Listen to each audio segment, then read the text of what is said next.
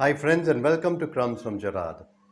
Jesus had come to the temple for one purpose this time.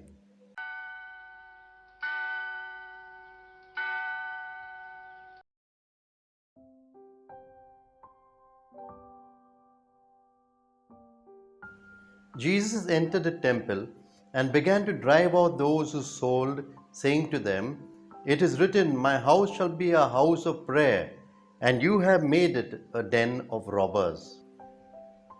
The Old Testament was very clear that when Jews came to the temple for the Passover, they had to bring an animal with them. Now, some of them couldn't bring an animal because they came from distant lands or for whatever reason.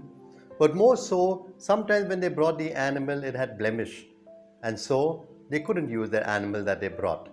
Now, instead of going back without being able to sacrifice, then they bought an animal here sold in the temple itself. But also the money that they had, if it was a foreign currency, it was not accepted in the temple, and so there were money changers. Now let's try to understand something about the temple.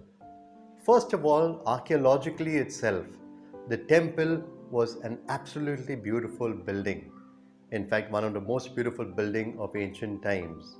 It was covered with gold and silver, and those areas which were not covered with gold and silver had beautiful marble. And so, right from a distance, you could see the temple shining and glittering in the sun. But that's not the most important reason for the temple. The most important reason for the Jewish people was the temple was the center of their worship. Thrice a year, every male, no matter where in the world, had to come to Jerusalem to worship at the temple. This was their place of meeting God. But what does this whole affair of cleansing of the temple mean for us today? It is our spirituality. Sometimes our spirituality also needs some cleansing. One example is maybe we treat God like a kind of a grocer. You give me this and I give you this. Or I'll give you this only if you give me this. Or maybe some other area of your spiritual life you need cleansing. And therefore, a question for you.